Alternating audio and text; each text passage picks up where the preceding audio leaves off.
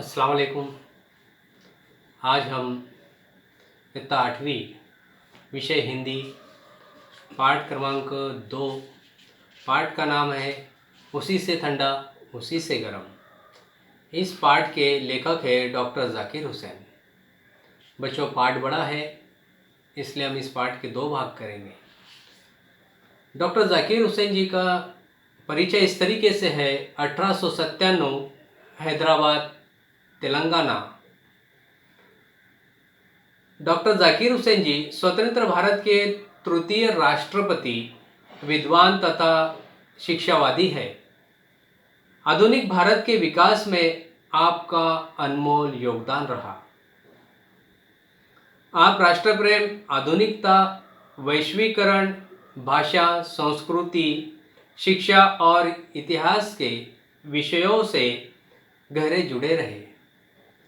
प्रमुख कृतियाँ इस तरीके से है कि तालीमी खुतबत, लिटिल चिकन इन हरी, सियासत और मासियत, बुनियादी कौमी तालीम, अबू खा की बकरी और 14 कहानियाँ।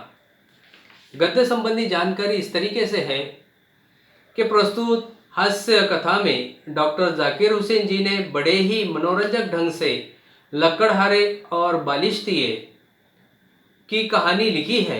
इस कथा के माध्यम से आपने किसी अपरिचित को न सताने, किसी की हंसी न उड़ाने, किसी पर पत्थर न फेंकने का संदेश दिया है। यहाँ आपने सभी को अच्छा बनने के लिए प्रेरित किया है। बच्चों, हम पाठ की ओर चलते हैं। एक लकड़हारा था। जंगल में जाकर रोज लकड़ियाँ काटता और शहर में जाकर शाम को बेच देता था। एक दिन इस ख्याल से कि आसपास से तो सब लकड़हारे लकड़ी काट ले जाते हैं, सूखी लकड़ी आसानी से मिलती नहीं, इसलिए वो दूर जंगल के अंदर चला गया।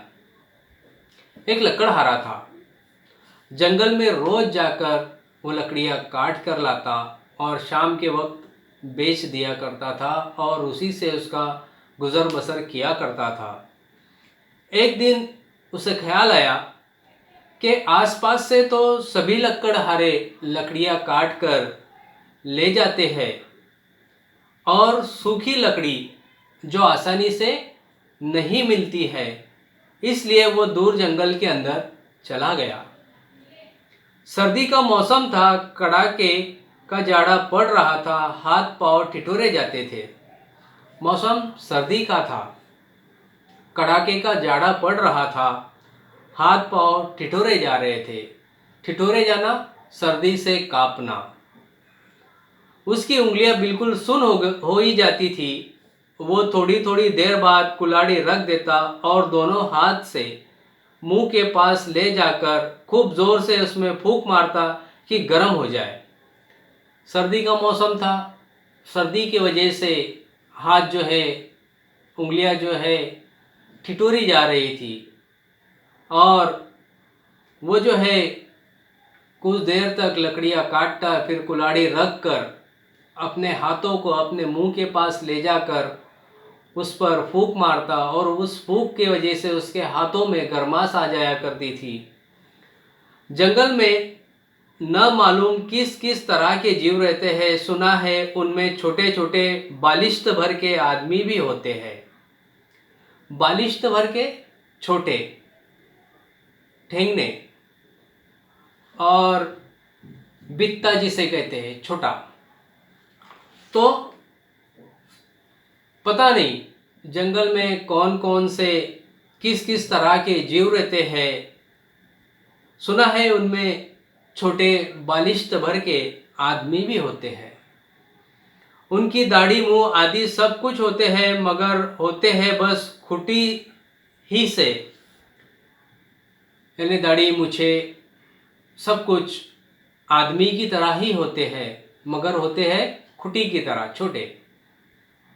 हम तुम जैसा कोई आदमी उनकी बस्ती में चला जाए तो उसे बड़ी हैरत से देखते हैं कि यह करता क्या है।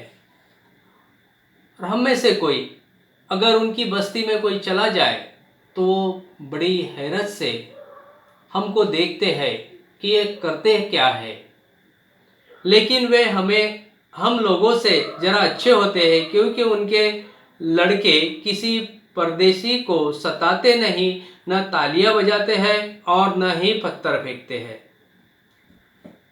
मगर हमसे वो बहुत अच्छे होते हैं। क्यों? क्योंकि वो अगर अपने से कोई अलग शख्स नज़र आए तो उनके बच्चे लड़के जो है पत्थर नहीं फेंकते, तालियां नहीं बजाते और किसी शख्स को तकलीफ़ नहीं देते। खुद हमारे यहाँ भी अच्छे बच्चे ऐसा नहीं करते, लेकिन उनके यहाँ तो सभी अच्छे होते हैं। मगर हमारे यहाँ पर भी बच्चे ऐसा नहीं करते हैं, मगर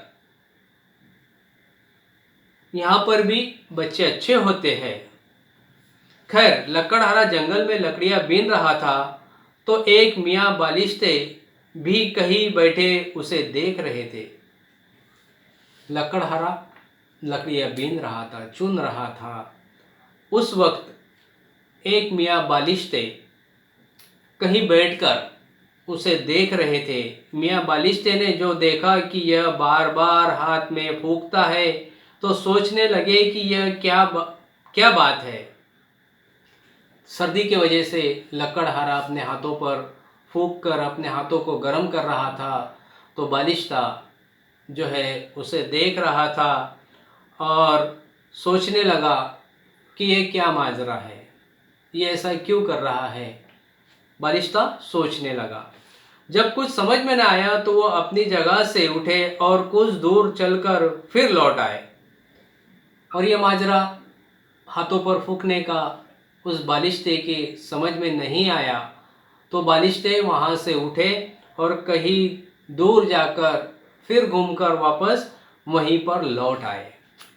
मालूम नहीं पूछने से यह आदमी कहीं बुरा ना माने, और सोचने लगे कि मालूम नहीं अगर ये लकड़हारे से पूछा जाए कि यह माजरा क्या है तो न जाने वो शख्स बुरा ना मान ले। ये बालिश्ते के जहन में आया, मगर फिर न रहा गया। आखिर ठुमक ठुमक कर लकड़हारे के पास गए और कहा, सलाम भाई, बुरा ना मानो तो एक बात पूछूं। उस बालिश्ते से रहा नहीं गया, ठुमक ठुमक कर इस तरीके से कुदी मार कर वहाँ पर गया और लकड़हारे से के पास जाने के बाद सलाम किया कि सलाम भाई, मैं एक बात पूछूं। लकड़हारे से उस बालिश्ते ने कहा। लकड़हारे को जरा से अंगूठे बराबर आदमी को देखकर ताज्जुब भी हुआ, हंसी भी आई। लकड़हारे को उस शख्स को देखकर ताज्जुब भी हुआ और हंसी भी आई, मगर उसने हंसी रोक कर कहा, हाँ हाँ भाई ज़रूर पूछो। मगर उसने अपनी हंसी रोक ली लकड़हारे ने और कहा, हाँ हाँ भाई पूछिए। बस ये पूछता हूँ कि तुम मुंह से हाथ में फूंक सी क्यों मारते हो। मैं बस यही पूछना चाहता हूँ आपसे कि मुंह से आप हाथ पर फूंक क्यों मारते हो।